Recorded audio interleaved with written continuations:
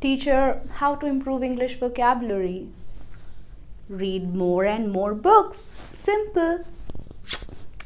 वो आधा अधूरा सा क्वेश्चन और उसका वो स्टीरियोटिपिकल आंसर। स्टीरियोटिपिकल मतलब वो घिसा पिटा सा जवाब। थक गए हैं हम, कुछ नया बताओ। बहुत पढ़ ली हैं हमने किताबें, नहीं निकलती इंग्लिश मुंह से जब बोलने की बारी आती है। क्या करा जाए, लैंग्वेज लर्निंग को रिवॉल्यूशनाइज करना है। 2021 चल रहा है, कोई तो तरीका होगा।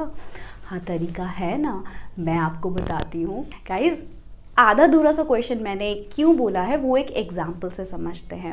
लेट्स सपोज आपने मुझे कहा कि मेरे पास कपड़े नहीं हैं, तो मैंने सोचा ठीक है मैं आपके लिए कपड़े लेकर आती हूँ। तो मैं गुड़गांव के सबसे एक्सपेंसिव स्टोर पर जाती हूँ, आपके लिए वहाँ से कपड़े खरीदती हूँ, पार्टी वेयर्स सबसे एक्सपेंसिव वाले, अपनी हार्ड अर्नड मनी से।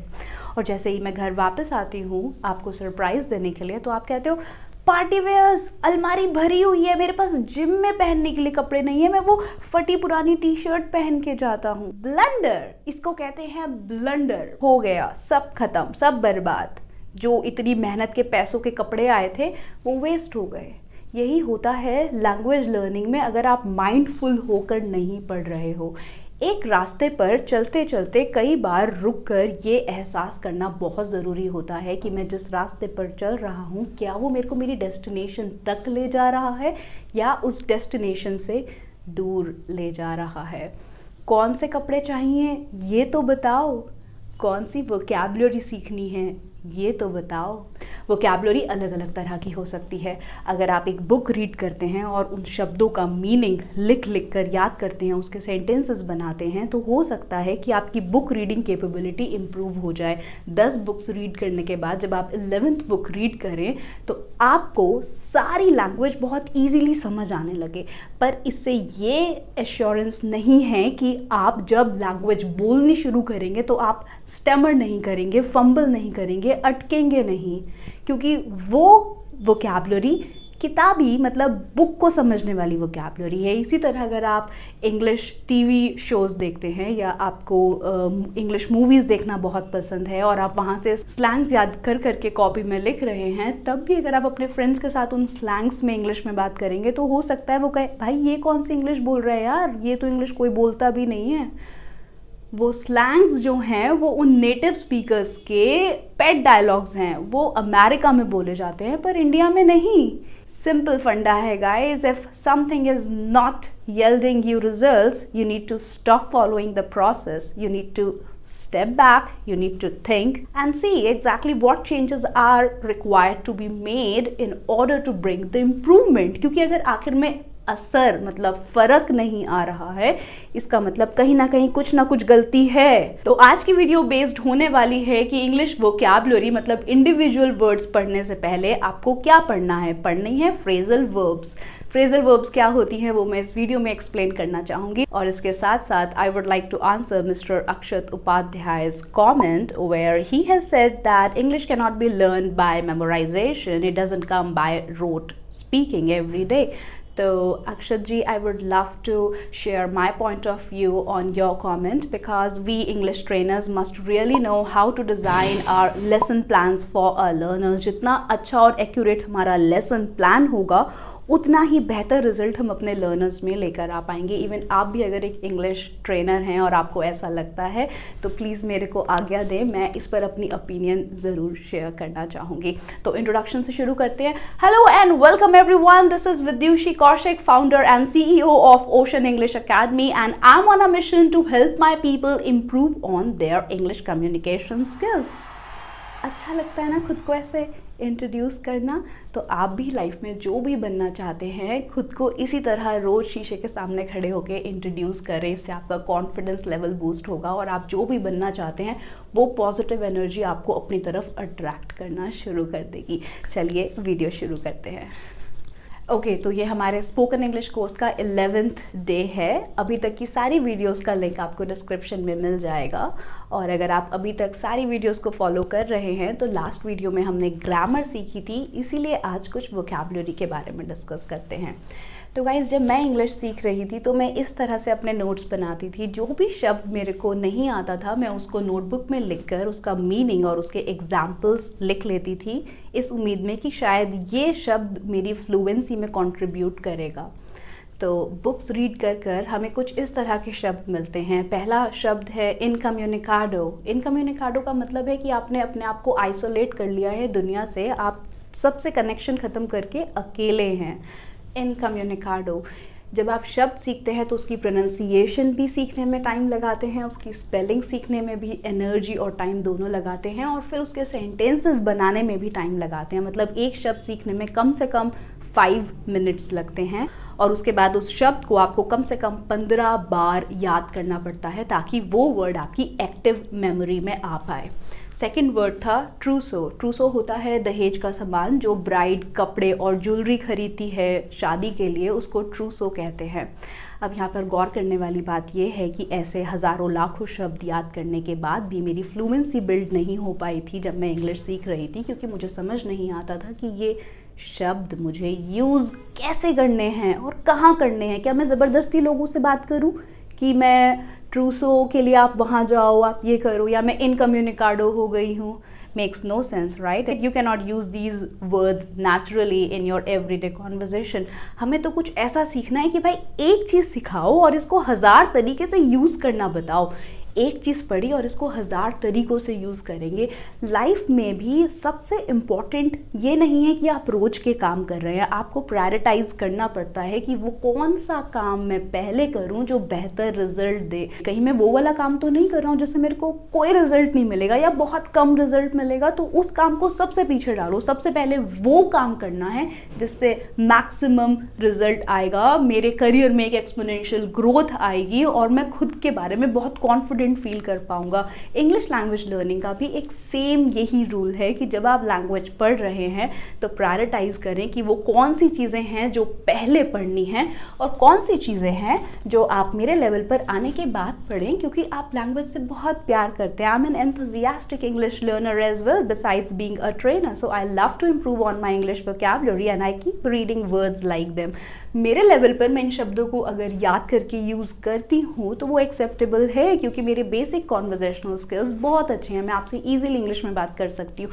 पर अगर आपके मुंह से इंग्लिश नहीं निकलती है तो बहुत मुश्किल चीज़ें ना पढ़कर आप सबसे पहले फ्रेजल वर्ब्स याद करना सीखेंगे। तो फ्रेजल वर्ब्स क्या होती हैं वो देखते हैं। फ्रेजल वर्ब्स का फंडा समझने के लिए आप ये समझें कि इसमें एक हीरो होता है, मतलब एक मेन वर्ब होती है, और उस मेन वर्ब के साथ कुछ साइड कैरेक्टर्स होते हैं। अब ये साइड कैरेक्टर एडवर्ब भी हो सकती है, प्रीपोजिशन भी हो सकती है, और एडवर्ब और प्रीपोजिशन दोनों भी हो सकती हैं। एडवर्ब और प्रीपोजिशन क्या होती हैं नहीं पता तो टेंशन नहीं लेने का। शब्द जैसे on, in, at, up, down, off, ऐसे बहुत सारे शब्द हैं जो धीरे धीरे आप सीख जाएंगे। परेशान ना हो, बस ये समझो कि अगर कुछ वर्ब के साथ इस तरह के कुछ वर्ड्स आए हैं तो इसका मतलब है कि ये दो वर्ड जब आपस में आएंगे तो ये अपने नेचुरल मीनिंग को छोड़ देंगे और एक नया मीनिंग अडॉप्ट करेंगे। इसको फ्रेजल वर्ब कहते हैं इंग्लिश में। मतलब लुक का मतलब होता है देखना और लुकअप का मतलब होता है ऊपर देखो, पर नहीं, ऊपर नहीं देखना। यहाँ पर ये as a phrasal verb act कर रही है और इसका मतलब है कि डिक्शनरी में किसी शब्द को देखना। लुकअप मीनिंग चेंज हो जाएगा। ये एक रीज़न है कि जब आप न्यूज़पेपर रीड करते हैं तो आपको लगता है कि मेरे सेंटेंस का मीनिंग प्रॉपर नहीं निकल रहा, क्योंकि हम वर्ड बाय वर्ड ट्रांसलेट करते हैं। हम लुक का अलग मीनिंग देखते हैं और अप का अलग मीनिंग देखते हैं, पर जब ये शब्द साथ में यूज़ होते हैं तो इनका मीनिंग चेंज हो जाता है। आप बहुत मुश्किल वर्ड ना सीखकर पहले फ्रेजल वर्ब्स लर्न करें, क्योंकि फ्रेजल वर्ब आपकी फ्लुएंसी को बहुत एक अच्छे लेवल पर लेकर आने में हेल्प करेंगे। इवन आप इंग्लिश मूवीज़ भी देखते हैं वो भी समझ पाएंगे, कॉन्वर्जेशंस आप बेहतर तरह से होल्ड कर पाएंगे, और ये बहुत कॉमनली, बहुत वाइडली यूज्ड होती हैं। तो पहले फ्रेजल वर्ब्स लर्न करेंगे, फिर डिफ़िकल्ट वर्ड्स पर आना है। प्रीपोजिशन लुक आफ्टर, उसके बाद देखो नहीं, लुक आफ्टर मतलब किसी की देखभाल करना। ये सिर्फ और सिर्फ याद करने से ही समझ आएंगी। तो आप फ्रेजल वर्ब्स देखें, सीखें, बुक्स में से सीखें, पर आपको बहुत सारी फ्रेजल वर्ब्स लर्न करनी है। इस वीडियो में भी मैं आपको बहुत सारी फ्रेजल वर्ब्स सिखाने वाली हूँ। एडवर्ब और प्रीपोजिशन दोनों मिल जाएंगी। जैसे लुक फॉरवर्ड टू, किसी चीज़ की तरफ देखना, उससे आगे देखना नहीं, किसी चीज़ का बहुत प्लेजेंटली वेट करना। जैसे मैं आपसे मिलने का वेट कर रहा हूँ, I am looking forward to meeting you. Look forward to के बाद जब भी वर्ब आएगी उसमें ING आएगा, तो I look forward to meeting you. Look forward to मतलब किसी चीज़ का बहुत प्लेजेंटली और बहुत ईगरली वेट करना। तो ये होती हैं फ्रेजल वर्ब। एक होगा हीरो, मतलब एक होगी मेन वर्ब, और उस मेन वर्ब के साथ जो भी एडवर्ब या प्रीपोजिशन आएगी वो उसके मीनिंग को पूरा चेंज कर देगी। तो अगर आपकी फ्रेजल वर्ब्स की नॉलेज अच्छी हो जाएगी तो आपकी लैंग्वेज की अंडरस्टैंडिंग भी इम्प्रूव होगी और आपके communication skills, conversational skills improve हो पाएंगे। तो आप इस वीडियो को एंजॉय करें और मैं आपको मिलती हूँ वीडियो के एंड में मिस्टर उपाध्याय के कमेंट के आंसर के साथ। So let's learn some very cool phrasal verbs in English. First phrasal verb, catch up. Catch up means to meet someone after a long time and to find out what they have been doing. मतलब किसी से बहुत time के बाद मिलना और उनसे बात करना कि वो क्या कर रहे हैं, कैसे कर रहे हैं। तो when you talk to your old friends, you can tell them, hi, let's catch up today. Let's plan to catch up this weekend. चलो इस weekend पर मिलकर बात करने का प्लान करते हैं. So let's catch up this weekend. Even while chatting with your friends, you can tell them कि ठीक है चलो बाद में बात करते हैं। तो इसे इंग्लिश में कहने के लिए आप टाइप कर सकते हैं, okay let me catch up with you later. Let me catch up with you later मतलब मैं आपसे बाद में बात करता हूँ। Second phrasal verb, come across. Come across means to find something unexpectedly, मतलब अचानक से किसी चीज़ का मिलना। जैसे मैं आज अपने एक पुराने फ्रेंड से मिली। I came across one of my old friends today. I came across one of my old friends today. आज मेरे को अपने डैड की बहुत पुरानी फ़ोटो मिली अचानक से। You were not actually looking for it, but unexpectedly it just came in front of you. So you could say, today, this morning, I came across one of the old photograph of my father. Third expression, to hand in. Hand in means to submit. Like मैं आपसे कहना चाहती हूँ कि क्या आप ये file please mister Sharma को दे देंगे? Could you please hand in this file to Mr. Sharma? Could you please hand in this file to Mr. Sharma? Third phrasal verb, get away. Get away मतलब बचकर निकलना, without being noticed or punished, बिना notice या punished हुए। तो I can say आप ऐसे बच के नहीं निकल सकते हो इस स्कैंडल से। You cannot get away from this scandal like this, और you cannot get away from this situation so easily. आप इस सिचुएशन से आसानी से बचकर नहीं निकल सकते हैं। You cannot get away from this situation so easily. Get away, get का मतलब होता है पाना, मिलना, ढूंढना, और अवे मतलब होता है दूर। पर जब ये दोनों वर्ब्स एक दूसरे के कॉम्बिनेशन में आएंगी तो ये डिफरेंट मीनिंग बनाएंगी, और वो डिफरेंट मीनिंग है to escape from something without being punished or noticed. Next phrasal verb, end up. End up means to become eventually, मतलब आखिरकार ये हुआ, अंत में मेरे को ये करना पड़ा। English, the bus took so long to arrive that I ended up taking a taxi. बस को आने में बहुत देर लग गई कि आखिरकार मेरे को टैक्सी ही लेनी पड़ी।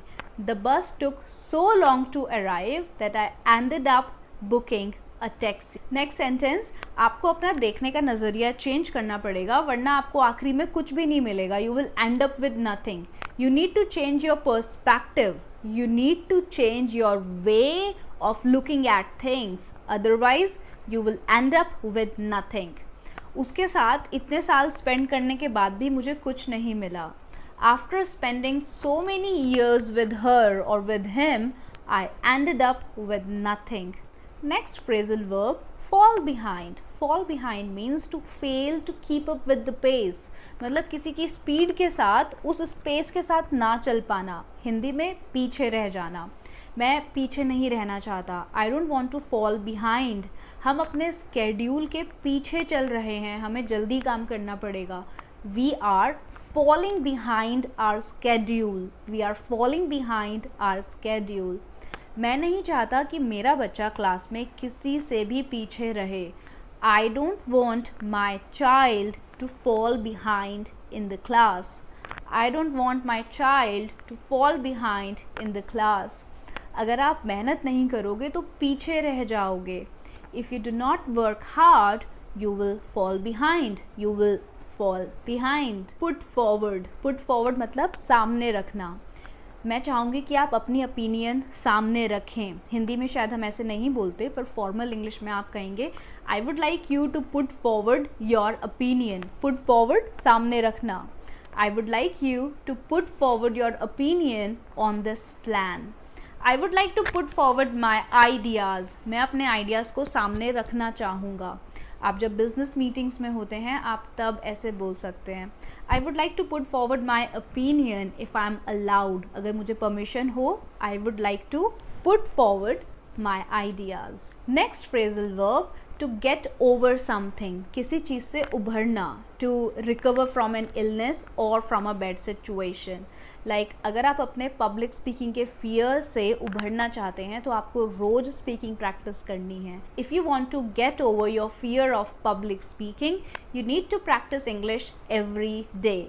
If you want to get over your phobia of public speaking, you need to practice English every day. उसको लॉस से उभरने में 10 साल लग गए. It took him 10 years to get over the loss. It took him 10 years to get over. किसी चीज़ से उभरना, ऊपर आना. It took him 10 years to get over the loss. It took him it मतलब कि इस situation से, right? उसको लगा. It took him, उसको लगा. It took him 10 years to get over this pain. इस दर्द से उभरने में it took him 10 years. Next phrasal verb, figure out. Figure out means to understand something. किसी चीज़ को समझ के उसका सॉल्यूशन फाइंड करना. जैसे मुझे समझ नहीं आ रहा है उसने ऐसा क्यों किया. I cannot figure out why he did so. So मतलब ऐसा. I cannot figure out why he did so. या फिर ठीक है मैं समझ लूँगा, कोई बात नहीं, it's okay, I will figure it out. Maybe I am trying to explain you the directions और I am giving you directions to do something कि आप ऐसे ऐसे ऐसे करो. तो आपको क्योंकि समझ नहीं आ रहा है मैं क्या कह रही हूँ, तो आप कह रहे हो अच्छा ठीक है कोई बात नहीं, मैं खुद से समझ लूँगा. It's okay, I will figure it out. No problem, I will figure it out. Figure out मतलब मैं ठीक है मैं समझ लूँगा. या फिर आप कहना चाहते हैं कि ठीक है आप धीरे धीरे समझ जाएंगे. स्लोली एंड ग्रेजुअली, धीरे धीरे, slowly and gradually you will figure it out. You will figure it out. Over and over मतलब बार बार. मैं आपको कई बार बता चुकी हूँ कि आप ऐसा ना करें. I have told you over and over not to do this.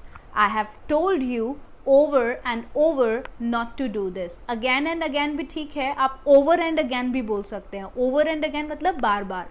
या फिर I have told you over and over not to do this, but you did not listen to me. I have told you over and over to practice your spoken English, but you did not listen to me. Next phrasal verb, to cut down. Cut down मतलब किसी चीज़ को कम करना. आपको अपने खर्चे कम करने चाहिए. You need to cut down on your expenses. You need to cut down on your expenses. आपको चीनी कम खानी चाहिए. You need to cut down on sugar. आपको ऑयली फूड कम खाना चाहिए. You need to cut down on oily food. Cut down means to reduce something, किसी चीज़ को कम करना. Get rid of. Get rid of मतलब पीछा छुड़ाना. मैं उससे पीछा छुड़ाना चाहती हूँ. I want to get rid of him. मैं अपनी पुरानी कार से पीछा छुड़ाना चाहती हूँ. I want to get rid of my old car. और I want to get rid of this situation. मैं इस सिचुएशन से पीछा छुड़ाना चाहती हूँ. I want to get rid of this situation.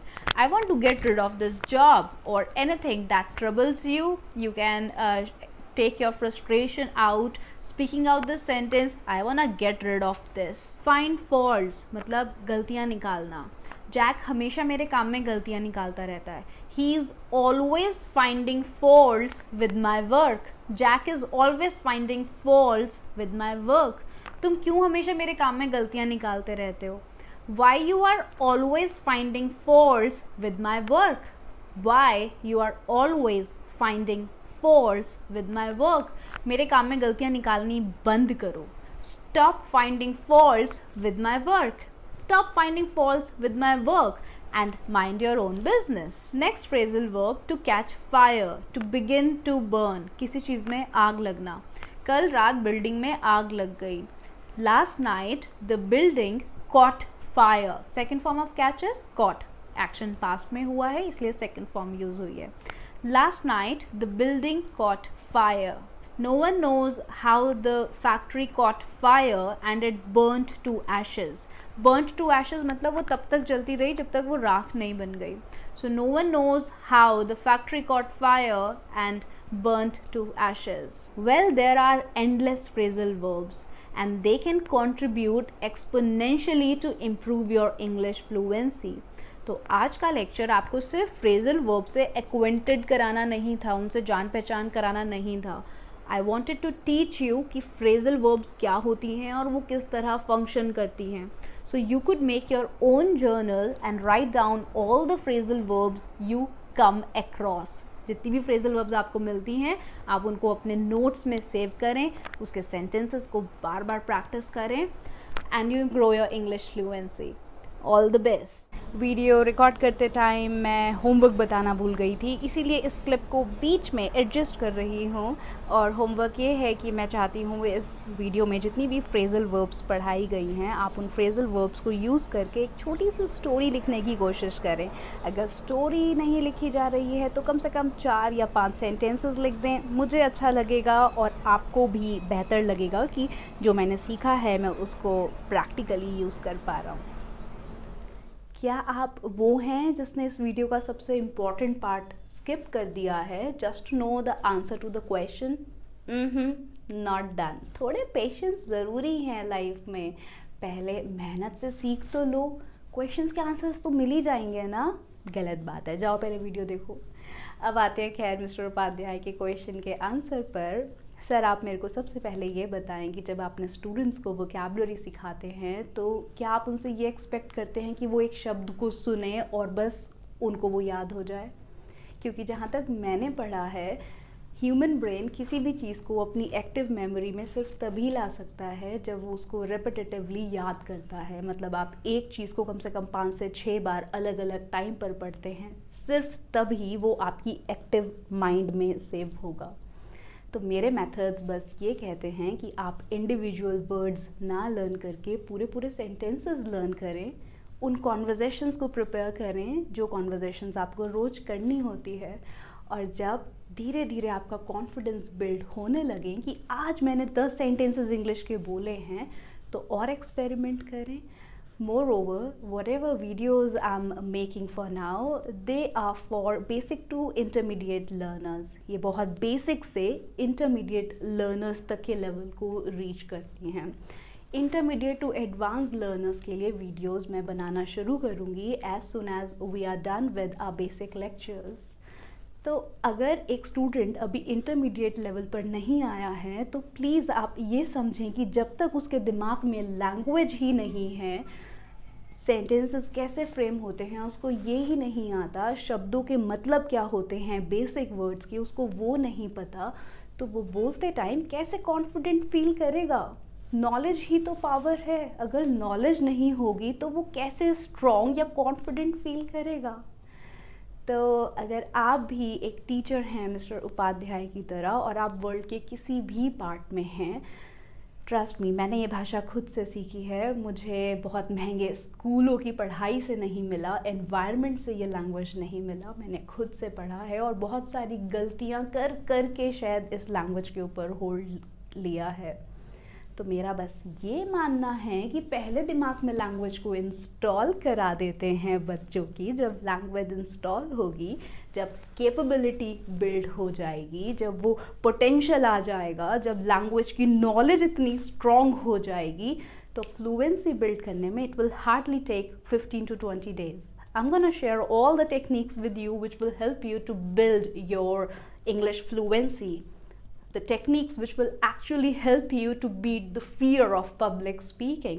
But you need to be patient for that. Initial 3 months, 4 months language को acquire करने में स्पेंड करो. जब बोलने वाली भाषा दिमाग में आएगी तो फ्लुएंसी बिल्ड ना हो ऐसा पॉसिबल ही नहीं है.